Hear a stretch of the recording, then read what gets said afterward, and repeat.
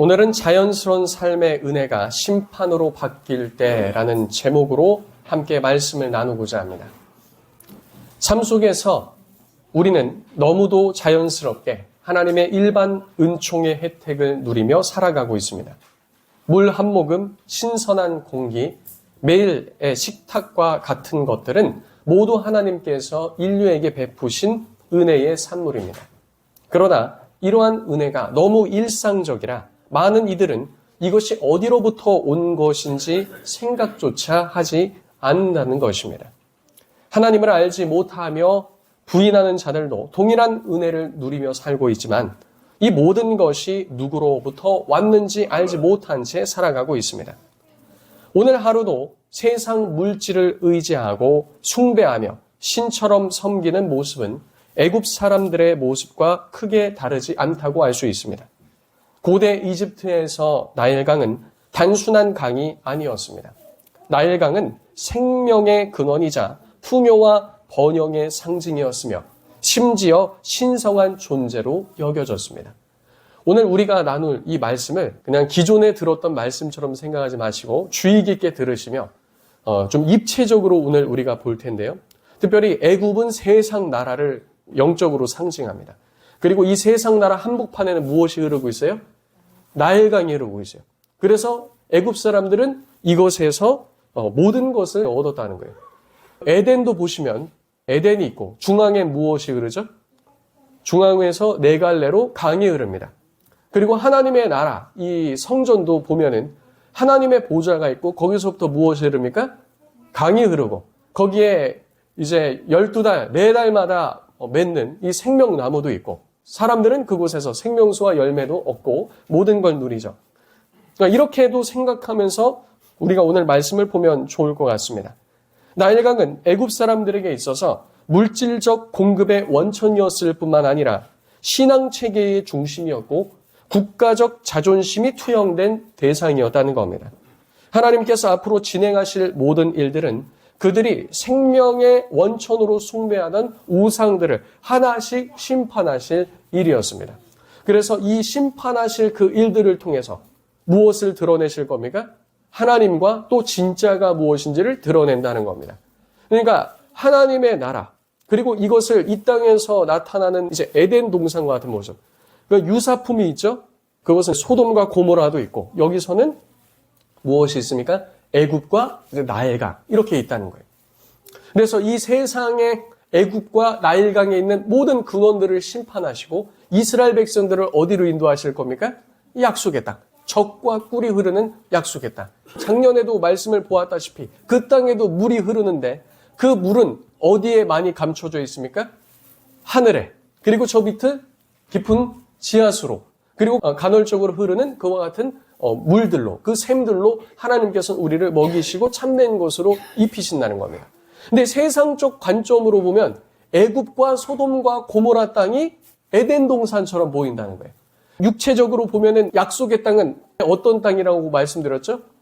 척박하고 메마른 땅처럼 보인다고 했습니다. 그러나 실제로 축복의 땅은 어떤 땅이에요? 하나님이 약속하신 땅인 줄로 믿습니다. 세상 보기에는 세상은 더 그럴싸한 것들, 세상에 나타나 있는 확실한 것들, 세상에 나타나 있는 성공과 물질, 풍요, 금은 보화, 명예 이런 것들로 우리를 유혹하나 우리가 택해야 될 것은 그런 곳이 아니라 약속의 땅인 줄 믿으시기 바랍니다. 왜냐하면 생명의 원천은 나일이 아니라 하나님으로부터 오기 때문입니다. 지금까지 그들은 이러한 축복으로 다가왔던 모든 순간들은 이제 한순간에 그들에게 재앙이자 심판으로 다가오게 될 것이었습니다. 이러한 심판을 통해 애굽 사람들은 지금까지 그들이 믿고 의지해왔던 그들의 세계관과 신앙 체계, 의존성 모두 뿌리채 흔들리는 일을 겪게 될 것이었습니다. 출애굽기 7장부터 하나님의 주권과 심판을 명확하게 보여주는 일들이 시작되는데요. 특히 10가지 재앙의 시작을 7장이 알리고 있습니다. 첫 번째 재앙인 물이 피로 변하는 사건은 단순한 자연적인 현상의 문제가 아니었습니다. 오늘날 우리도 나타나는 현상들을 보면 해석하기를 이것은 우리의 이해 범주 안에 있는 단순한 이 자연적인 현상으로만 치부하려는 경향이 있습니다. 그 이유는 자신의 해석 범주 안에 있고 자연적 영역 가운데 있어야 자신이 컨트롤할 수 있는 영역 속에 있다고 생각되기 때문입니다. 그런데 이것은 자연적인 영역을 벗어나서 설명하기 어려워지거나 할 수 없다면 사람은 자신의 이해 그리고 통제 밖에 있다고 생각되므로 불안하고 두려워한다는 것이죠. 그래서 우리가 해석하고 납득하기 편한 식으로 세상을 바라보고 곧잘 해석한다는 겁니다. 그러나 세상에 나타나는 일들 중에는 설명이 안 되는 일들도 많다는 사실이죠. 또 어떤 사회적 현상으로 말할 것 같으면 사회 속에서 일어나는 현상이기 때문에 사람들과 관계된 일이 많습니다. 그렇다면 그들의 그 일들은 사람의 죄성과 탐심과 그리고 그릇된 욕망과 연결되어 발생되는 문제일 것이며 이것은 필히 영적인 것이고 또 악한 영들과 연관돼 있음도 생각해 볼 수 있다는 겁니다. 그래서 다시 정리하면 이 자연계 속에서 일어나는 모든 일들과 사회 관계망 속에서 일어나는 일들은 자연적인 것일 수 있으나 동시에 무엇을 반영하고 있다는 거예요? 영적인 것도 반영하고 있음을 생각해야 된다는 겁니다. 어떤 것은 영적인 것을 반영하기 위해 나타난 것임에도 불구하고 사람들은 그것을 어떻게 생각하려는 경향이 있다고요? 자연적인 것으로 치부하고 자연적인 것으로 해석하려는 경향성도 있다는 겁니다. 그것이 실제로 자연적인 것일 수도 있고 아닐 수도 있다는 거예요. 그래서 우리가 바라보고 해석하는 것이 다 내가 생각하는 것만 같지 않음도 생각할 필요가 있다는 겁니다. 애굽을 심판하시는 일도 처음에는 자연적으로 보이는 일들로부터 시작해서 나중에는 애굽 술사들조차 흉내내지 못하는 일로 넘어가면서 그들이 무엇에 의지하고 있었는지를 깨닫게 하시고 또 참된 주권자가 누구인지를 선포하실 계획이셨습니다. 그러나 하나님께서는 세상과 이방인들을 심판하시는 것이 그분의 주된 목적이 아님을 동시에 나타내십니다. 오늘날까지 하나님을 믿지 않는 이방인들과 세상 만물은 일반적인 하나님의 은총 가운데 그래도 큰 문제 없이 지내오고 있다는 것입니다. 하나님께서는 그러한 것을 통해 인내와 사랑과 자비와 긍휼이 많으신 분임을 보이시기도 합니다. 하지만 그러한 하나님의 호의는 항상 지속되는 것이 아님도 기억해야 합니다. 하나님께서는 이스라엘을 내보내라 라고 요구하실 때 듣지 않는 세상을 곧장 심판하시기보다 여러 차례 말씀으로 말씀하셨다는 거죠. 하지만 결국 돌아오는 응답은 거절뿐이었고 거절할 뿐만 아니라 대항하기까지에 이르렀다는 겁니다. 하나님께서는 이제 10가지 재앙을 통해 점진적으로 자신의 능력을 모든 이들에게 보이실 텐데 이 10가지 재앙이라는 것은요. 종말의 최종 심판이 오기 전까지 길고 긴 점진적인 심판을 상징한다는 겁니다. 그러니까 단회적으로 한 번에 끝내실 수도 있음에도 불구하고 최종적으로 하나님의 구원 그리고 이 세상에 하나님을 인정하는 것 그리고 이 세상에 두 손 두 발 들기까지 10가지 재앙은 어떻습니까? 점진적으로 시행되었다는 거예요. 그래서 이것은 종말의 때를 또 상징합니다. 마지막 때 그리스도께서 최종 승리하시고 세상이 두 손 두 발 들 때까지 하나님의 심판은 어떻게 된다? 점진적으로 이루어질 것임을 알 수 있다는 겁니다. 그래서 계시록에도 보면 무엇이 나와요? 계속되는 나팔이 나오고 그와 같은 심판이 나오고 심판 가운데 세상은 하나님에 대해서 원망하기도 하고 때로는 인정하기도 하나 결국 계시록도 그렇고 오늘 출애굽기도 말하는 것이 무엇입니까? 하나님께 순복하는 것이 아니라 하나님께 어떻게 하죠? 대항한다는 거예요. 10번째 재앙을 통해서도 출애굽시킨 이스라엘 백성들 나중에 어떻게 합니까? 어떻게 하죠? 또 죽이려고 어떻게 해요? 쫓아간다는 거예요. 그리스도의 재림의 때도 그럴 겁니다. 세상은 처음에 이 세상에 여러 재앙들과 이런 것들이 있을 때 자연현상으로 계속 해석할 겁니다. 뭐 기상이변, 뭐 이상기후, 무슨 뭐 과학의 어떠한 폐해, 인간의 과잉으로 인한 무슨 현상, 자꾸 이렇게 하다가 이것이 이제는 설명하기 어려운 현상들로 진행됐을 때 애굽에서 나타났던 반응과 같이 야 이거 신적인 존재가 있는 것이 아니냐 인정을 꼭 해야 되는 그런 상황 가운데 있다는 거예요. 그래도 사람들은 저항할 겁니까 안 할 겁니까? 하면서 하나님을 대항할 것이라는 거죠. 그런데 이것이 10가지 재앙이라는 것은 완전한 심판을 얘기함과 동시에 긴 심판이라는 겁니다. 그리고 이것은 최종적으로 그 심판이 끝나기까지 계속된다는 거죠.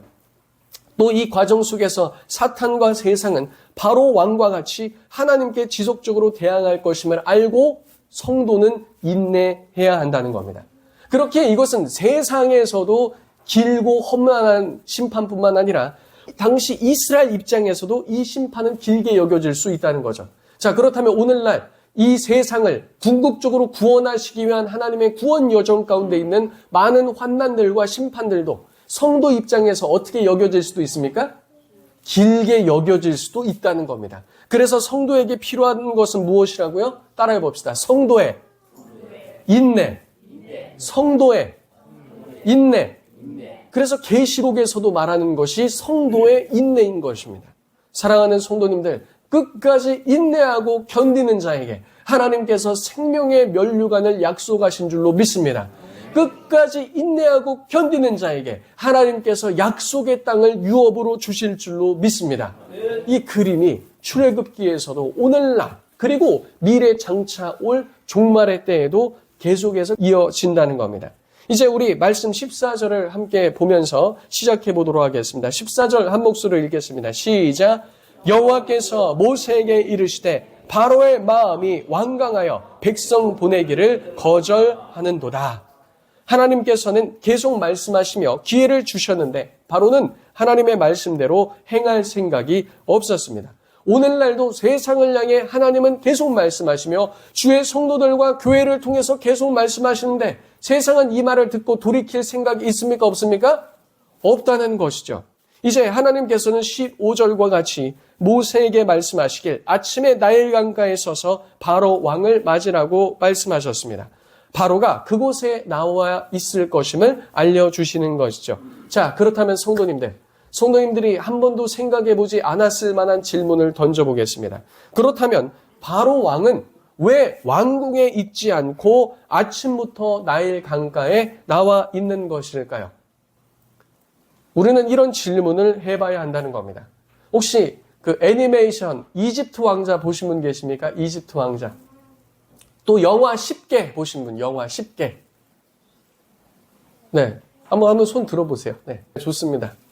자, 애니메이션이나 영화 10개에 보면은 바로 왕은 그의 제사장들과 함께 아침부터 나룻배를 띄워서 신하들은 부채질하고 왕은 이렇게 누워있거나 앉아서 여유를 부리는 이런 여유를 즐기는 장면들이 나옵니다. 그러나 실제로 바로 왕은 그러한 이유로 나일강에 나와 있지 않았습니다.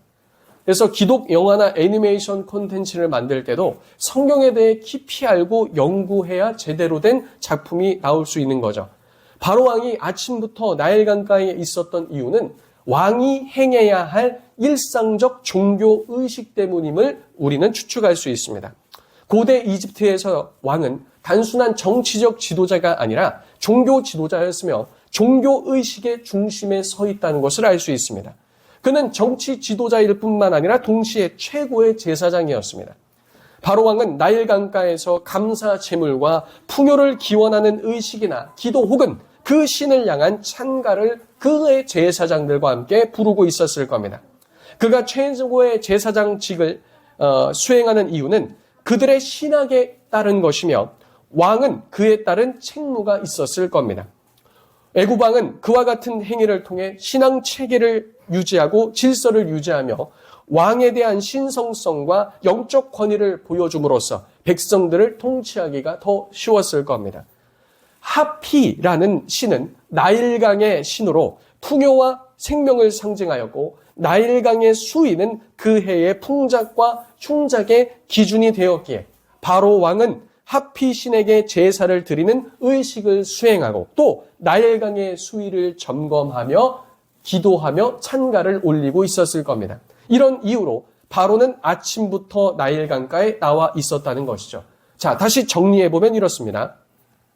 왕의 그러한 의식은 왕권 강화, 그리고 왕권의 신성성 강화, 종교적 책무와 직무, 이행, 그리고 나라의 안정 유지와 안보, 동시에 민생에 대한 종합적인 행보라고 볼 수 있는 것이죠. 애굽인들은 나일강에서 식수, 주식, 그리고 주식 공급, 주식 중 하나가 물고기였거든요. 그리고 보건, 의료, 교통, 무역, 물류, 농업, 목축, 거의 삶의 모든 것을 어디에 의존하고 있었습니까? 나일강에 의존하고 있었다는 거죠. 그래서 나일강은 정치, 경제, 사회, 국가적으로도 애굽에겐 너무나 중요한 곳이었습니다. 그런데 17절에 이 축복의 장소요, 제의적 장소인 나일강을 탄닌의 이적을 보이기도 했던 모세의 지팡이로 내리치게 될 것이라고 하나님은 알려주시는 것입니다. 지난주 나눴던 애굽 사람들이 생각한 이 신화 속 큰 뱀의 뭐라고 그랬죠? 탄닌이라고 하였습니다. 그 탄닌은 혼돈과 파괴를 가져오고 태양신 라와 싸우며 그리고 우주적 질서를 위협하는 존재로 여겨진다고 하지 않았습니까? 하나님의 말씀대로 탄닌으로 변했던 그 지팡이로 나일강을 칠 때 애굽은 그리고 바로 왕은 나를 여호와인 줄 알리라 라고 말씀하셨습니다. 그 결과가 어떨지도 모세에게 미리 알려주셨죠. 첫 번째, 애굽을 심판하기 위한 전투 장소는 바로 애굽 신을 예배하던 장소 앞이었다는 것입니다. 그리고 그들이 전적으로 의지하던 바로 그곳이었다는 거죠. 지팡이로 내리치니 물은 피로 변할 것이었습니다. 이것은 하피신이 죽었음을 의미한다고도 볼 수 있는 것이죠. 그 결과 하피신이 나일강을 통해 내던 이 모든 것이 피로 변하고 고기가 죽고 물에서는 악취가 났다는 겁니다.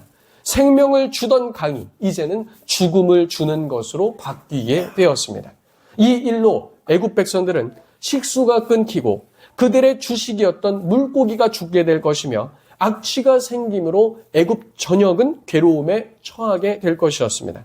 19절도 보시면 심지어 이 피로 변하는 재앙은 애굽의 물들과 강들과 그리고 운하와 못과 모든 호수 위며 심지어는 그들 온 땅에 있는 나무 그릇 안에 있는 물과 돌그릇 안에 있는 물들도 모두 무엇이 된다고 말씀하십니까?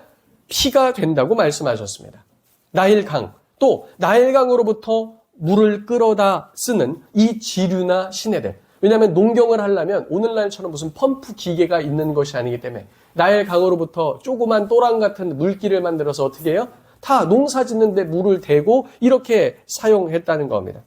그곳이나 지류나 시내, 웅덩이, 늪, 호수, 고인물, 그리고 애굽은 많은 지역이 사막 지역이기 때문에 작고 큰 오아시스들도 있었습니다. 이것도 모두 무엇으로 변한다고요? 피. 심지어는 그들 가정에 있는 나무 그릇과 돌그릇 안에도 모두 물이 피로 변하는 것에 해당되었습니다. 오늘날은 이 상하수도 시설의 혜택과 그리고 성도님들의 가정마다 정수기 그리고 생수 배달 등 이 각종 편의 시설이 되어 있기 때문에 잘 와닿지 않을 수 있습니다만 한번 생각해 보았으면 합니다. 성도님들 요리할 때 무엇이 필요하죠? 무엇이 필요합니까? 물이 필요합니다. 자, 우리는 싱크대에서 물을 틀면 되지만 고대 사람들은 매번 물이 필요할 때마다 나일강에서 물을 기르러 갈 수가 없었습니다. 그렇다고 우물이 개인 집마다 있는 것도 아니었습니다. 그들이 할 수 있는 것은 가정 안에 있는 큰 돌 항아리나 큰 물 그릇에 물을 채워서 보관하며 언제든 필요할 때 떠다 쓰는 것이었습니다. 그런데 그곳에서도 모두 피로 변하며 피로 변할 뿐만 아니라 무엇도 난다고요?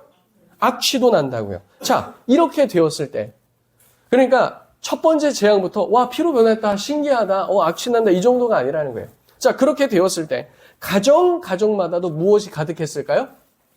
악취가 가득했다는 겁니다. 자, 그리고 고대 이집트는 지금처럼 이 하수도 시설이 잘 되어 있지 않았어요. 그냥 물을 버리면 하수도를 통해서 저희 빠져나가는 게 아니었다는 겁니다. 사원이나 궁전, 그리고 일부 부유층 저택을 제외하면 거의 대부분의 가정집에서는 이 하수도 시스템이 발견되지 않았습니다.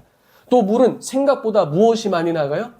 무게가 많이 나갑니다. 그래서 이 물을 들고 악취나는 물을 들고 버리기 위해 나일강까지 가서 버릴 수 없다는 거예요. 그럼 그들이 선택할 수 있는 것은 무엇입니까? 평소 하는 것처럼 길가나 아니면 집 바로 옆에 근처에 이 물을 버려서 자연 건조되게 하는 것이었습니다. 그런데 성도님들, 온 가정마다 악취나는 물들을 들고 나와서 동시에 버린다고 생각해 보십시오. 그럼 어떻게 될까요? 전체 마을이 그리고 가정이 온통 악취가 나게 되었을 것입니다.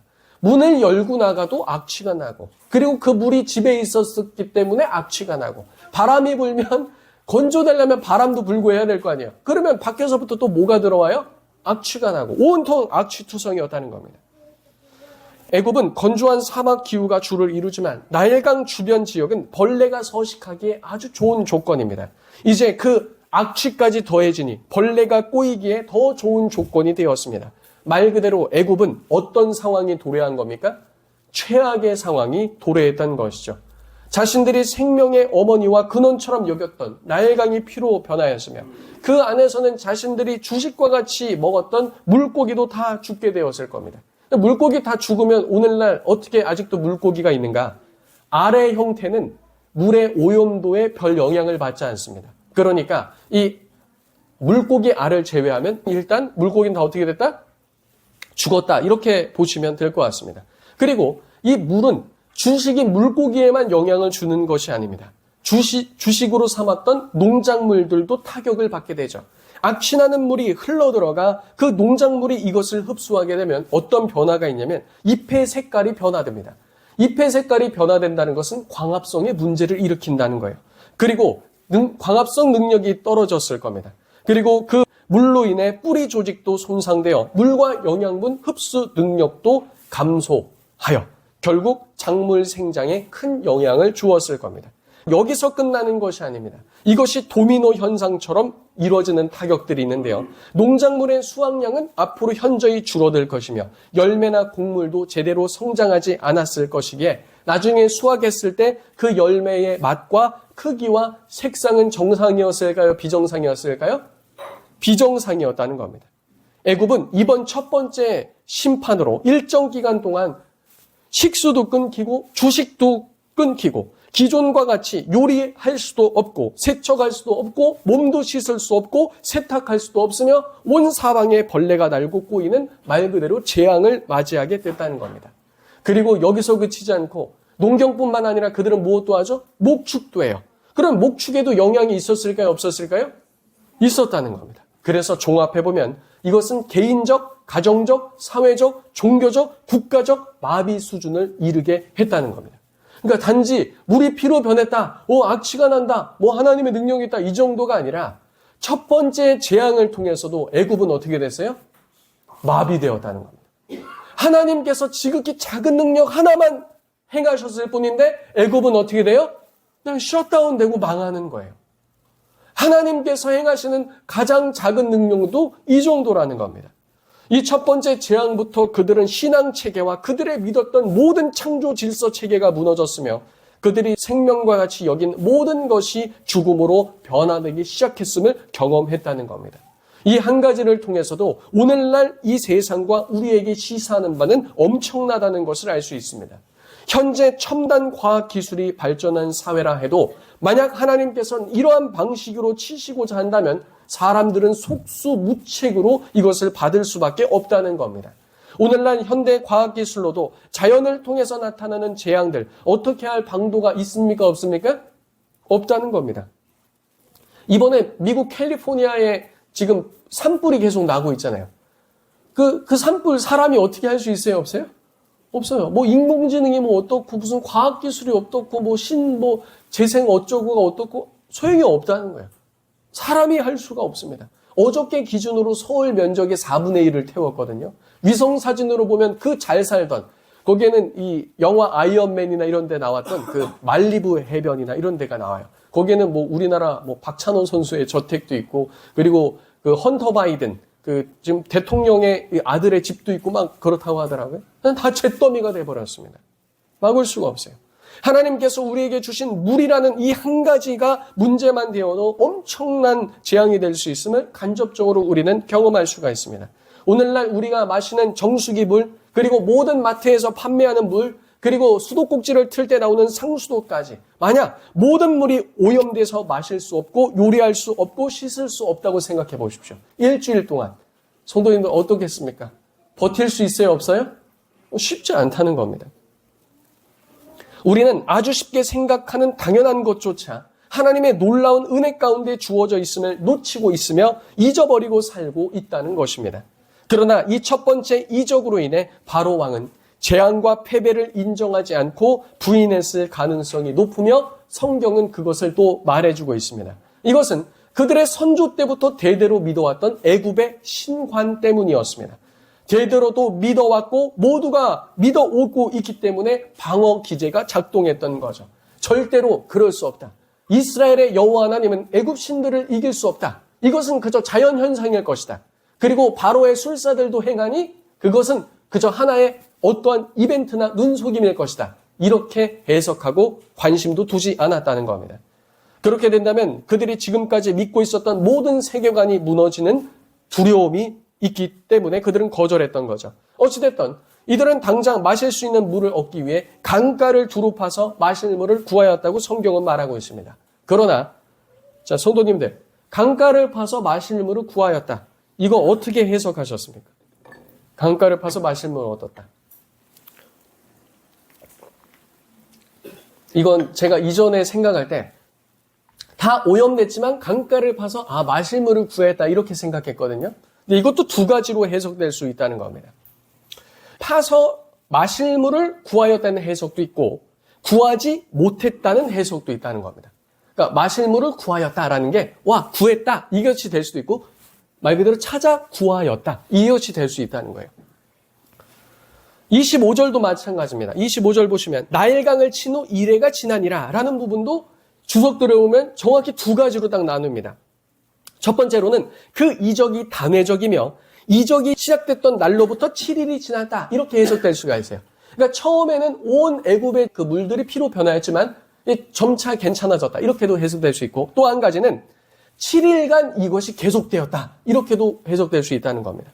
그런데 8장에 나오는 개구리 재앙의 상황으로 자연스럽게 넘어가기 위해선 정황상 7일 내내 피해 재앙이 있었다기보단 피해 재앙은 그래도 3, 4일 정도 유지되고 3, 4일 정도는 회복기가 있지 않았나 이렇게 보는 것이 타당하지 않을까 이렇게 저는 해석합니다.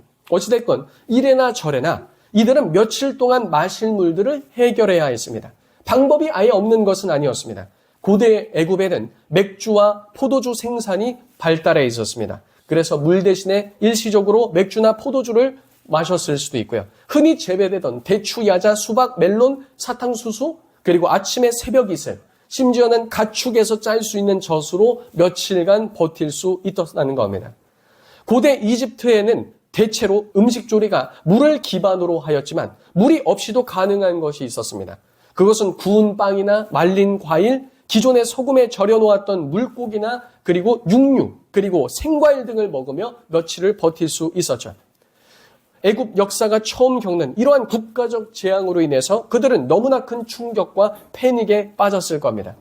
다만 바로는 22절과 같이 애굽 요술사들에게 그와 같이 행할 수 있는지를 묻고 요술사들이 흉내내는 것을 보며 나름 안도했을 겁니다. 하지만 애굽 술사들은 이 상황을 돌려놓거나 해결할 역량은 되지 않았습니다. 그럼에도 바로 왕은 결과적으로 그 마음만 완악하게 했다는 겁니다.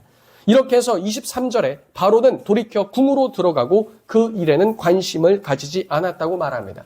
자신이 믿고 싶은 대로 믿고 그리고 눈에 보고 싶은 대로 보고 듣고 싶은 대로 듣고 있었다는 거죠. 하지만 그는 오래 버티지 못하고 바로는 앞으로 더 전개될 여러 재앙들로 인해 그의 두 손과 두 발을 다 들게 될 것이었습니다. 사랑하는 성도님들, 우리가 살아가는 이 세상은 크신 하나님의 구원과 그 역사를 알아채지 못하고 혹은 이미 들었음에도 우습게 여기며 여호와 하나님은 누구인가? 라고 반문을 합니다. 그리고 앞으로도 할 것입니다. 이 세상이 하나님의 것이며 그분이 만들어 놓은 터전 위에 우리가 살아가고 있다는 사실을 망각한 채 말입니다. 오히려 세상은 이 모든 것의 근원이신 하나님을 섬기기보다 하나님께서 이 땅 가운데 주신 것들을 신처럼 떠받들며 살고 있는 중입니다. 팽배한 과학주의 그리고 이성, 넘치는 지식을 기반으로 그것을 신처럼 떠받들며 초월적이시고 영이신 하나님을 알아가길 거부하며 배격하기까지 한다는 겁니다. 그러나 하나님께서 지금까지 베푸셨던 그 은혜 중에 지극히 작은 것 하나만이라도 심판으로 바꾸신다면 우리의 일상은 한순간에 무너질 수밖에 없음을 우리는 알아야 한다는 겁니다.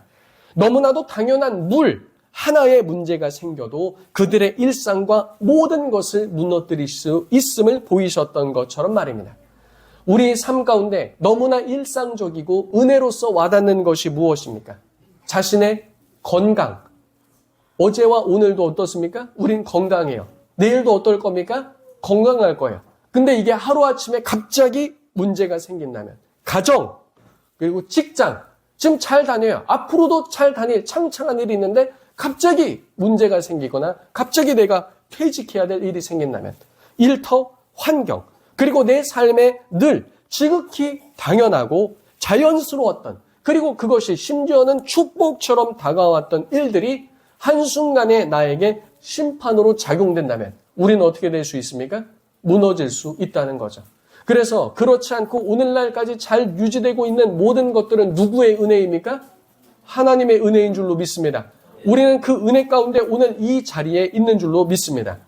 그 어떠한 것도 나의 삶에 크게 어려움을 가져다 주지 않았다면 그것은 내가 잘하거나 그 은혜를 누리기에 합당해서가 아니라 전적인 하나님의 은혜가 오늘 우리를 지탱하고 있다는 겁니다. 이제 마지막으로 이 한 부분만 생각해보고 마치고자 합니다. 출애굽기는 이 네 번째 재앙이 시작될 때야 비로소 이렇게 말합니다. 오늘 본문을 살짝 벗어나서 8장 23절에 보시면 내가 내 백성과 내 백성 사이를 구별하니니 내일 이 표징이 있으리라 하셨다 하라 하시고, 그러니까 네 번째 재앙이 시작될 때 하나님께서는 이스라엘과 애굽을 구별하시겠다 이렇게 말씀하십니다. 신학자들은 이 구절을 놓고도 두 가지로 해석합니다. 먼저는 그 이전에 있었던 세 번째 재앙까지 이스라엘 백성들도 동일하게 이 모든 것을 겪었다라는 해석이 첫 번째입니다. 그러니까 첫 번째 피재앙이 있을 때도 애굽만 경험한 것이 아니라 누구도 경험했어요? 이스라엘도 경험했다. 이게 첫 번째 해석입니다. 자, 두 번째 해석은 네 번째 재앙 때 이 구절이 나왔으나 그 이전부터 보호하심이 있었을 거다. 일관되게 있었을 거다. 이렇게 해석이 나누기도 합니다. 자, 만일 이스라엘 백성들이 세 번째 재앙까지 경험했다 해도, 혹은 그렇지 않고 처음부터 은혜 가운데 구별되었다 해도 이래나 저래나 하나님은 그들의 삶을 보호하시고 주관하시며 모든 상황 속에서 구원하실 분임을 이스라엘은 믿어야 했습니다. 이것이 주고 시사하는 바가 있어요. 그것이 무엇이냐면 계시록에도 보면 마지막 때 모든 세상은 심판 가운데 처할 겁니다. 근데 성경이 말할 때 성도들을 하나님은 어떻게 하신다고 말해요? 보호하신다고 말한다는 거예요. 그런데 그 일정 부분 동안은 모든 성도들이 그 고난을 겪을지, 아니면 그 고난에서 제외될지, 아니면 끝까지 고난과 함께 할지는 우리는 안다, 모른다? 모르지만, 우리는 정확히 해석하고 알 수 없지만 하나님은 우리를 구원하신다, 안 하신다? 구원하신다. 우리를 지키신다, 안 지키신다? 지키신다. 돌보신다, 안 돌보신다? 돌보신다는 사실을 성도들은 믿고 인내해야 한다는 겁니다. 그리고 마지막 최종 그리스도께서 다시 오셔서 모든 것을 끝내시기까지 그 기간은 깁니까, 안 깁니까? 길게 느껴지고 우리도 그 가운데 있으나 성도는 무엇을 해야 된다? 인내를 해야 한다는 것이죠.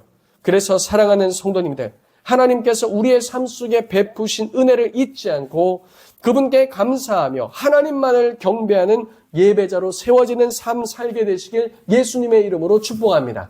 세상에 어떤 환난이 있고 어떤 모습이 있다 할지라도 우리는 그것과 상관없이 예배자의 모습으로 나아가야 한다는 겁니다. 지금 대한민국에 이런 어려운 일이 있고 뭐 저런 어려운 일이 있고 앞으로는 어떻게 될지 몰라요. 그 뉴스 보셨습니까? 또 지금 중국에서 무엇이 창궐하고 있어요? 호흡기 감염병이 창궐하고 있어요. 그래서 이것이 또 그 우한 코로나 바이러스와 같을지 아닐지는 또 알지 못해요. 그러나 세상은 항상 이런 것들이 늘 있습니까? 없습니까? 늘 있어요. 앞으로도 있을 겁니까? 없을 겁니까? 앞으로도 있을 거예요. 대한민국 과거에 6.25 전쟁이 있었는데 앞으로는 없으면 좋겠지만 그런 일들이 있을 수도 있고 없을 수도 있어요. 우크라이나 러시아 전쟁 있을 줄 어떻게 알았습니까? 그리고 중동에서 지금 전쟁 확대되고 있는데 이거 어떻게 될지 어떻게 압니까? 그러나 우리는 모든 상황 속에서 하나님을 예배하고 섬기며 그분이 우리를 구원하실 것이란 믿음을 절대 놓아서는 안 된다는 겁니다.